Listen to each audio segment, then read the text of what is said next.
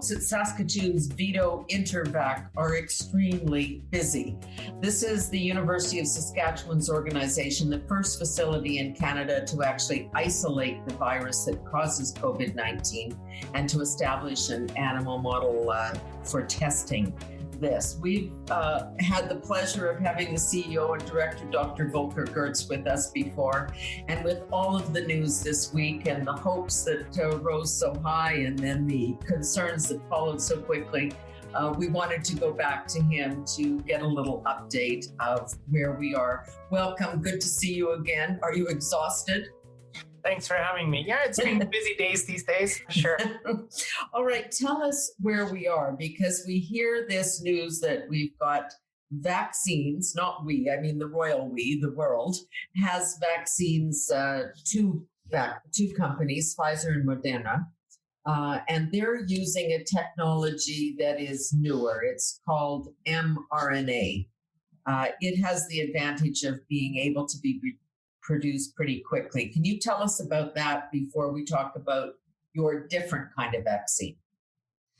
Yeah, so what we're seeing right now is different technologies going forward. And so those two companies that you mentioned, they're using RNA, and RNA is if you want, the genetic code that the virus uses to make more virus. And so the RNA vaccine is really injecting a piece of the genetic material of the virus, encoding for a very special region, which we call the spike protein.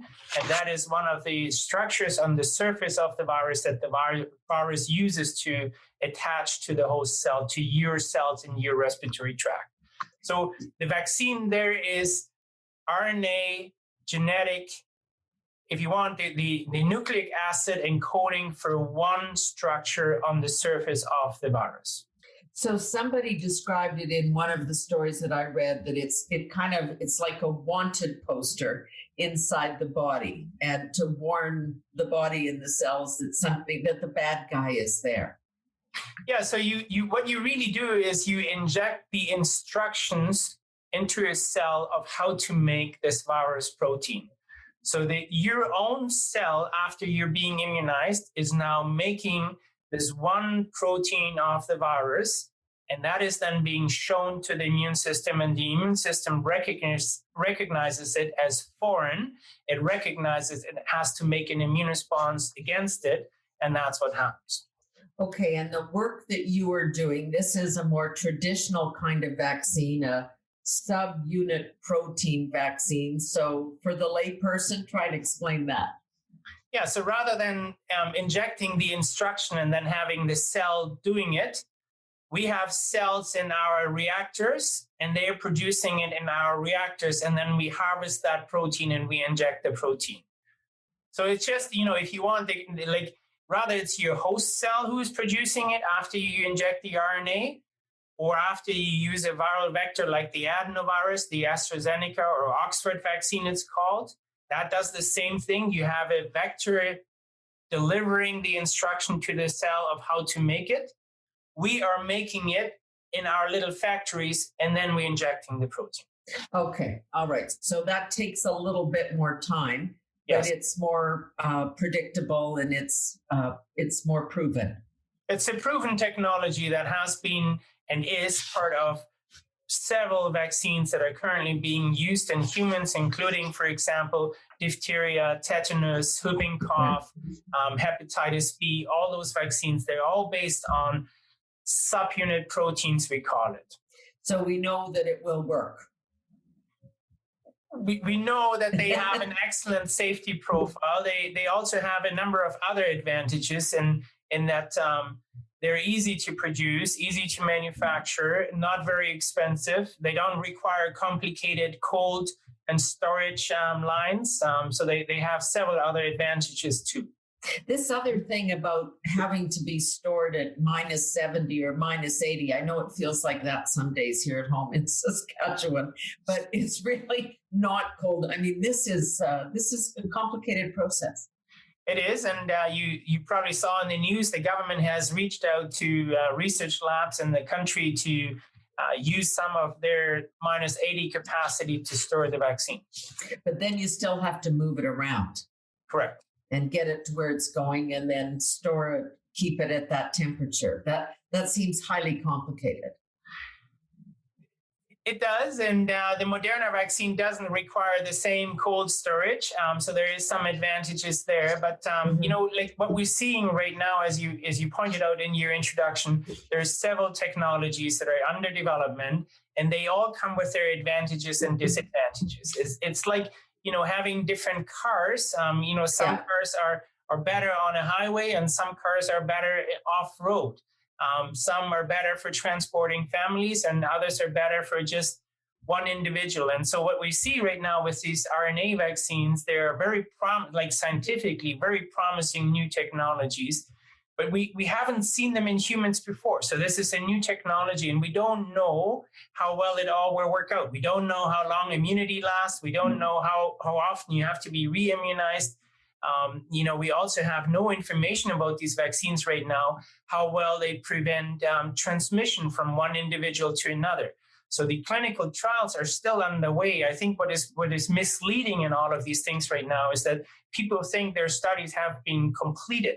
These trials are still underway, and these are the first results they're coming in. And so all we know at the moment is that they're very effective, both of these vaccines, very effective in preventing clinical disease, but we have no information on how well they actually prevent transmission between individuals and so on. And of course, that's very important. If you don't get sick, but still can infect grandma, well, then how good is the vaccine? So there's a lot of questions around these vaccines that at the moment we don't know, but of course, everybody wants to see a vaccine as quickly as possible. And then the other technology, the AstraZeneca vaccine, like the Oxford one, that uses, as we discussed, it uses a viral vector, so a harmless cold virus if you want, but per se that doesn't cause disease. Well, there now we're finding out that I guess the efficacy of the vaccine largely depends on how much we actually inject. Well, try and explain that to us, because I think it seemed it was kind of accidental. Yes. They ended up giving people half the dose the first time and then a full dose. And that actually seemed to make it more effective than the other, than 2 full doses. That's right. And again, I haven't seen all the details, so it's hard for me to comment, and I really don't want to say anything negative about it. From what I've heard is that it seemed like the lower dose seemed to work better. That's a common thing. We often see that with vaccines, that you have to really find that sweet spot to get maximum efficacy. Whether that was by accident or not, I think there is a lot of rumors right now out there. I don't have any information about it. But I think what is important, again, is to ensure your listeners that this is all part of the regular process of how we make vaccines. This does not speak to the safety of it, right? So, the safety, when we assess the safety of the vaccine, we look at high and very high doses and low and very low doses. So we cover the whole range of it. And so right now, what they have seen is that in this range, if you want, there is a little bit of variation. But they had to test it up here at a maximum dose and also at a very low dose, and it has an excellent safety profile. So, I don't want to give listeners the feeling or the concern that this is all new, rushed, and nobody knows what they are doing, and this is all dangerous, and we don't want to get vaccinated. They wouldn't go this far if they didn't have some level of confidence. They had to complete their safety assessment first, which is your phase 1 and your phase 2 trial. And in order to go through this, which is what we are doing, we're hoping to start soon, you have to have a wide dose range covering artificially high dose that you're never going to use, but even then you have to demonstrate it's safe, and also a very, very low dose. And then you zoom in the middle, and this is where you actually now use the vaccine. And that's, as you say, that's the sweet spot everybody's looking for. So that creates, and there are many questions, but it creates the question in the public of vaccine hesitancy. These are not people necessarily who are anti-vaxxers. I mean, their kids have been vaccinated, but they're saying, whoa, hold on here. Like, don't we need to know more? You're actually prepared to reassure us on that. Well, I think what people are saying is, it's a new technology, and some people are maybe a little bit more careful in having a new technology used on them than something that is more proven. I don't want to drive in a driverless car either, just FYI. That's right. But I think what is important to understand when we talk about these things, a common question that I'm getting is, are we rushing through the safety assessment? Are we taking shortcuts? Will we find out later on that none of these vaccines were safe to use? And so there, I think it's correct to say, and trying to, really reach out to your listeners, the safety assessment, the process is as rigorous as it would be if we normally developed a vaccine in 5 to 10 years rather than trying to do it all in less than 2. It's just that we're trying to do things much faster right now. Right. So between each trial, the time that it normally takes to schedule a new trial, we're right now trying to do it all in parallel, even with the risk of losing money by wasting trials on technologies that are not going forward.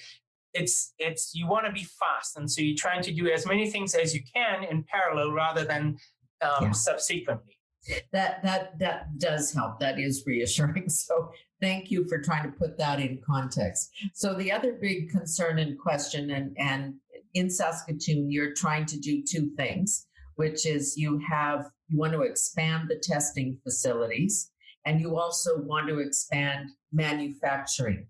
And the latter point is all in the middle of, a big political hullabaloo these days. So just the very simple question, do we have manufacturing capability in Canada today, or will we have it soon? Where are we? So we do have manufacturing capacity in the country. Some of the largest vaccine companies actually are in Canada and have plants here where they make vaccines. So there is Sanofi Pasteur in Toronto, and then there's GSK. They do have large facilities available, but they are also using them to make their other vaccines. And so you can't just simply switch from making an influenza vaccine to tomorrow making a COVID-19 vaccine. And so that's the challenge, that we maybe haven't invested enough money in facilities that are available for new projects as they come along. So new diseases or new vaccines. And what we've been asking the government a few years ago, and funding has started a few years ago, was to build a pilot scale manufacturing facility here at VIDO InterVac that allows us to make clinical grade material. So to really speed up the process from discovery research in the lab to eventually commercially manufacturing it. And so what you need to do is in the middle have this clinical grade material to go into these clinical trials. And so this spring, the government recognized and then awarded the full amount now. And so as you pointed out, we're building right now a GMP manufacturing facility and might be able to even make a COVID-19 vaccine here in 2022. Because you're not in the midst of other projects. This would be a manufacturing facility that could respond if there was another COVID-19. That's right. And then the NRC is building a new facility, and the government also funded that. Medicago has received funding from the government to build a new facility in Quebec. So as you know, they have a vaccine for COVID-19 that is already in clinical trials. And then in Vancouver, the government is funding a GMP facility on antibodies. And then we already have some facilities, some capacity, as I mentioned, the very large ones, but also organizations like Therapure and Biodextrous and Nuvax and BioVectra, so smaller facilities that can help in manufacturing vaccines to a certain level. But it would all depend on which of those technologies. Not all of these technologies can be manufactured in any of these facilities. And the RNA, for example, is the most complicated. We couldn't make the RNA vaccine here in our facility. Okay, so that's why we have these other 2 questions, which is, yes, the government has pre-purchased doses of vaccines, and they try to kind of pick which one, or maybe buy some of all. And then there's the question of whether or not, in a sense, we've bought the rights to produce it here, which is different than just importing it from somebody who can. So just speak to us on those two concepts. Yeah, so the government has purchased a number of doses of each of these front runners. And so there's the 2 RNA vaccines, there's the adeno vaccine, the Oxford one, and then they also are looking at Novavax, which is a protein vaccine like ours.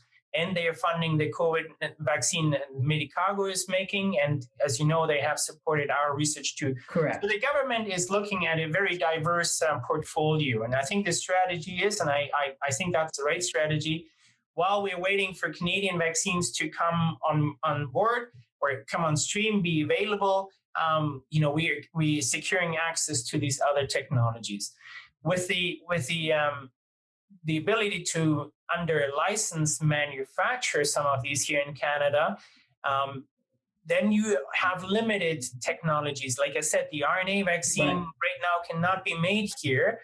So it's the AstraZeneca vaccine, and that, for example, could be made both here at VIDO InterVac in the future, as well as the NRC facility. So those are technologies that we can make here. And the same is true for the Novavax vaccine, which is the protein. Either NRC or us could make that. So we're going to see the US and the UK, and according to the news this week, countries like Mexico even, they're going to start vaccinating their people, and we're not going to be able to do that.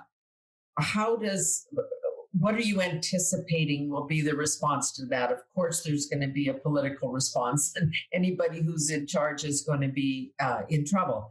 But from your point of view, how do you have to continue to educate people to say, look, this is not the end of the world, we'll get it, or actually, it's really too bad, we should have made decisions much earlier that would allow us to have it much earlier? Yeah, so I mean, those are political discussions that have to happen, and they do happen right now, right? I think from my perspective, our focus is on getting a vaccine to Canadians as quickly as possible. You know, like for us right now, it's important to get our own technology developed, as well as constructing the manufacturing facility that we have here as quickly as possible to ensure that we can help in manufacturing it here in the future. And the rest I leave to the politicians. I don't blame you for trying not to answer that. That's probably a really smart move on your part, especially when you want to keep the funding coming. So the bottom line is here, are we also doing enough work in this country on preventative medicines or treatments and cures? We've seen some stuff, including the President of the United States, who seemed to have some treatments that really worked very effectively. The drugs, I can never say the name, but the hydrochloroquine, whatever, seems to, there's some new tests on that one. Do we have anything that we know is really working well to treat? Yeah, so this is an area that I think gets little recognition, but VIDO has really become one of the go-to places in Canada for COVID-19 research. We have over 70 contracts, in fact, over 80 contracts now on the way. And many of those contracts indeed are to look at antivirals, so these drugs like you just referred to, at new technologies, new molecules that haven't been discovered. We have grants with Gates Foundation, for example, who wants us to screen 25 of their potential antiviral candidates in our animal models. We have tested therapeutics, so monoclonal antibodies. Some of them were even involved in some of the big studies. I mean, it got published in very prestigious journals and clearly indicating that monoclonal antibodies work very effectively in these animal models, and that's what the president was also injected with. So yes, VIDO is playing a very, very big role in supporting all of this other research other than vaccines as well. And of those 80 contracts, about half of them are Canadian, which is very, very positive. And then, of course, the other half is, as I mentioned, international companies. Are these drugs being used in Canada? When we hear about the growing number of people going into ICU, We all know about ventilators, but are we giving them some of these drugs? So most of what we have been tested here right now are experimental drugs, new molecules, or new members of families of molecules. And for those, many of them are not currently being used. Okay. An update on the research into wastewater, which is another project that's going on in Saskatoon, which allows people, if they test the sewage system, to say, yes, here's a pocket of trouble in this town or this city or this area. Is that proving effective? So we're not directly part of that, but I mean, That's an effort that is underway in various cities in the country, Saskatoon being one, of course, as well. What it really does is the technology is so sensitive now. It allows us to detect these pathogens in the sewage, whether it's human or animal pathogens, and it shows that it's a very effective screening tool to get a bigger picture of where the virus is, where these pockets are, like you said, what the rough number per city might be. So it's a tool in the toolbox for our colleagues on the public health side. All right, I have to end today with the question of testing. I, this week in Ontario, went to try to get a test because I travel back and forth between Saskatchewan and Ontario. I'm exposed to other senators because we sit together, even though we're socially distanced and we're masked. I ended up going to 3 different facilities. The first one said you can't come because you don't have any symptoms and your health card is from another province. And we supposedly have a national health care system, but clearly not. The second one, they had computer problems, and finally the third one. But everybody questioned me as to why I would be getting tested. And I said, because I travel and because I think we can't contact trace if we leave 3-month spans between the tests. Do we have enough? Well, so again, that's a sensitive question. So here in Saskatoon, I know that it's getting more difficult to get tests done right now with the increasing caseload. Right. Certainly, because we're seeing this second wave coming now, I think there is a big strain on the system, and it's a big challenge to get all these tests done. As you know, there is different tests in development that might be much easier and much faster to be used as a pre-screening, and only then the ones that might show up positive in that one might require a second test. Exactly. So there is approaches that are being looked at right now to make it easier to get them through the testing. But it is, like you said, it is a big challenge right now and a big strain on the system. And I know here in Saskatoon, you can get tested if you are symptom-free, but you have to wait in line. You cannot call in and say under priority, you want to book an appointment. You have to wait in line until it's your turn. No, I go through the drive-through there and do that. I was surprised at the situation in Ontario. It's for you, I know, 24/7 to do all of this. Everybody's kind of experiencing COVID fatigue. Every time I see one of the ads that says, wash your hands and socially distance, I want to scream at my television or my radio. But I guess it's the only thing we can do. Well, I think from my perspective, so we're hoping for vaccines to come on stream, right, early next year. And with that, it certainly will help us all a lot, provided that people take the vaccine. So I think that's the biggest message to people, understanding that you want to wait and so on and see first on how it goes, to really see an effective difference in our lifestyle. Requires that we get to a level of herd immunity where we can really push this disease back, and so that requires that people get vaccinated. I think the other elements remain or continue. It continues to be important to reduce the contacts as much as possible, wear masks, social distance, and so on.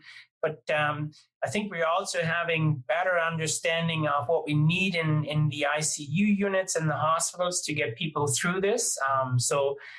I think our doctors have a much better handle on this now, and much better medicine and drugs available to get you through this. So the mortality rate is not as high anymore as it was in the beginning. We have a better understanding what our treatment options are.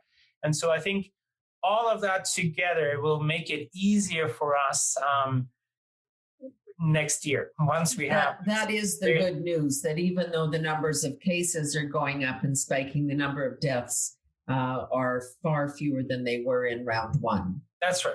That's right. And we understand better, and even helping people with ventilators and like all of those, there is a much better understanding now of how we can treat patients in ICU and get them out of ICU as quickly as possible.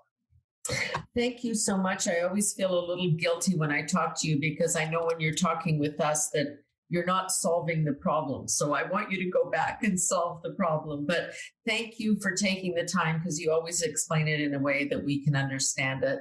And I really appreciate that. And I hope you and your kids and your wife have a Merry Christmas. Just you, because that's what we're all going to be doing. That's right. Same to you. Thank you so much for having me. Okay. We'll talk again. Bye-bye now. Bye. Dr. Volker Gerdts, the CEO and director of the Vaccine and Infectious Diseases Organization International Vaccine Center. Fortunately, we just call it VIDO InterVac, so we don't have to say that all the time. But he's always great to talk to. Thanks again.